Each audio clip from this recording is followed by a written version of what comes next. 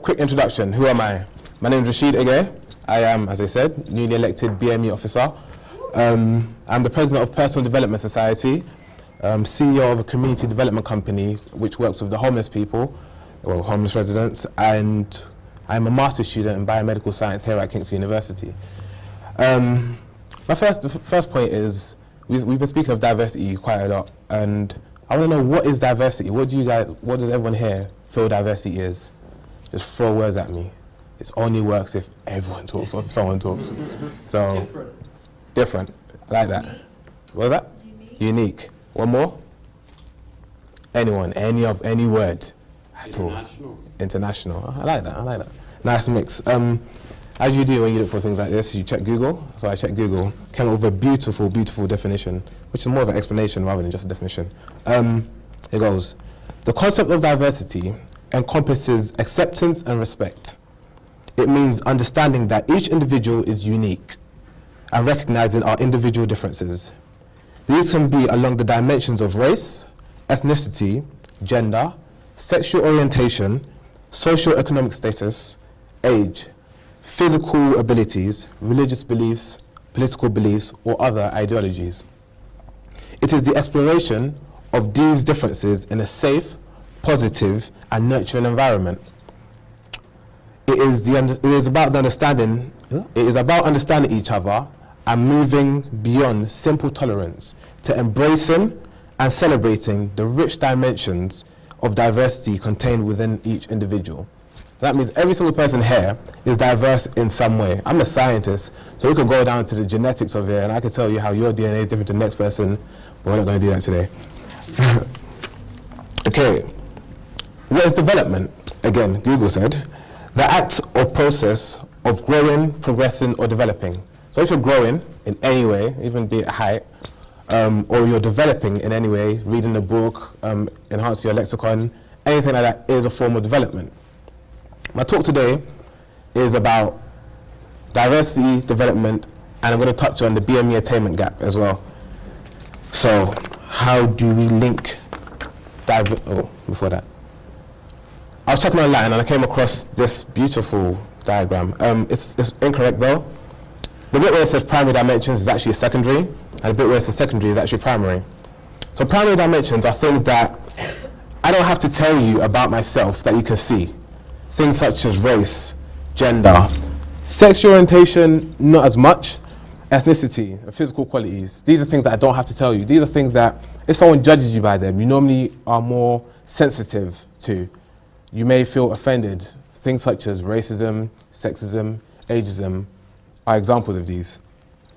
Secondary are things that you have the power to change, or things you have the choice of disclosing, such as your religious beliefs, military experience, income, you might not want to tell everyone how much you're making, and your education, your level of education.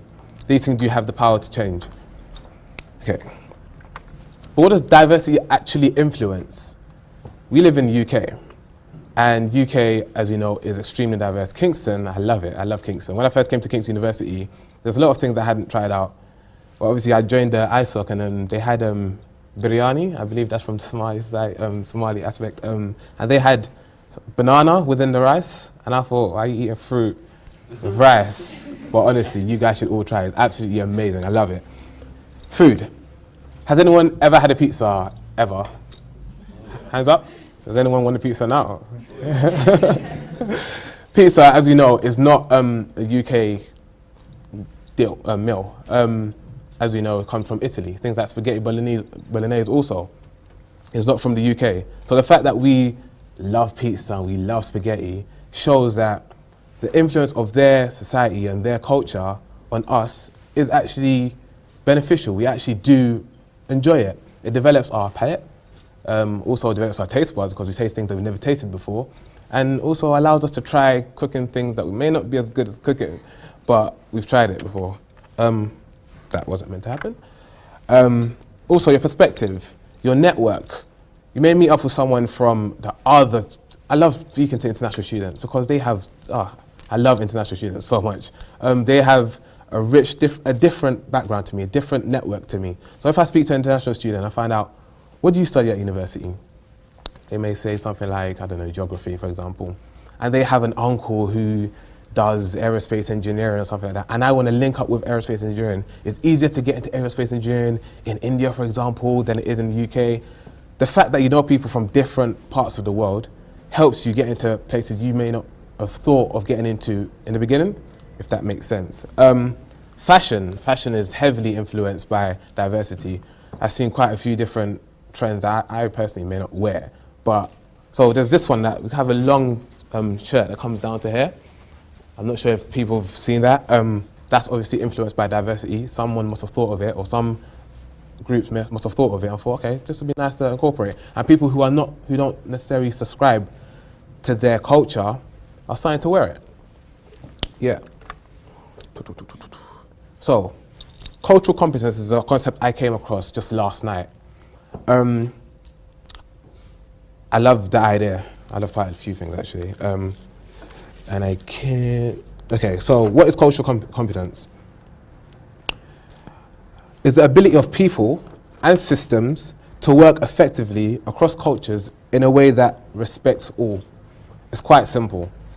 You work effectively and you respect everyone you're working with. As I said, I'm going to be touching the BME attainment gap. I came across a statistic yesterday night as well, which shocked me quite a bit. This was from the Equality, Diversity and Inclusion Report of 2014.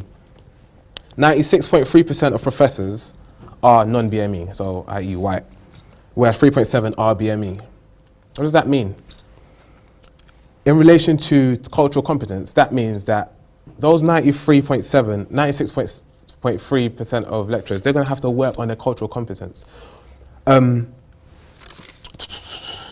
We have, on my next slide, we have 50.3% of students which are BME students, with professors at 96.3%, which means the ratios don't match up. They don't work together. Okay.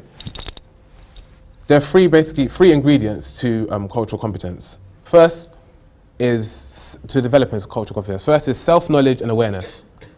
If you're not fully sensitized to your culture or what you believe in, or your culture basically, there's no way you're going to be accepting of another culture. You need to know who you are and what you stand for basically, your culture. The second is experience and knowledge about a particular culture. This is in regards to the lecturers basically, or the professors. Repeat my notes. They need to step outside their comfort zone a bit. Yeah. So they can positively incorporate more for the students who are from different cultures to them. And third, is to train staff to be cultured experts. If you're working in the field where the majority are BME students, you find out how the best way for them to learn, or the reason why they got into education. Some people, they come from a line of pharmacists, for example, so they decide, it's a family tradition, I'm going to do pharmacy. And that's how they decide to get into it. Okay. For some who may not know what the BME attainment gap is, I came across the concept, or the term, about 2 weeks ago. So basically, if a BME student and a non-BME student come into a university institute with the same grades, so say for example we've got 3 Bs and 1 D, we come in with the same grades, for some reason the BME individual leaves with a lower grade than the non-BME student. I don't understand why. That's a phenomenon I'm looking to look into as a BME officer. The current percentage of the BME attainment gap is 29.4, which is staggering. But in regards to diversity, Kingston, back to diversity, is very diverse. We have 47.4% male students, which means the majority, as Bonnie Greer said, are females. We have 10% of students which are aged 36 and over, 7% students with a disability, and as I said, 50.3% students who are BME.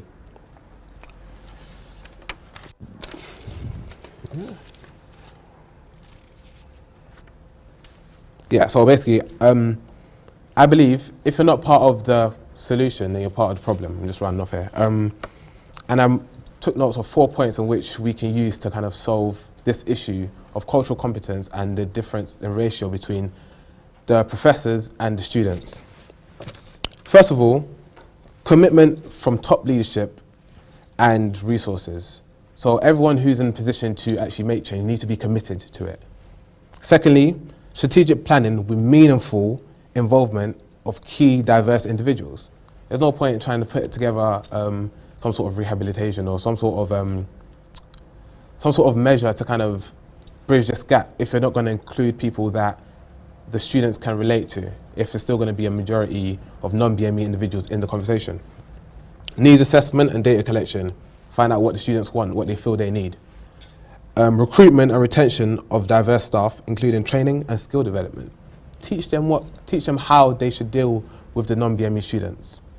And finally, targeted service delivery strategies. Target it to the individuals that need it. We're all diverse in in so many different aspects. There's no one way that you can cater for all. Find out what people need and curve your strategies around that. And that's all I have for you today. Thank you very much and have a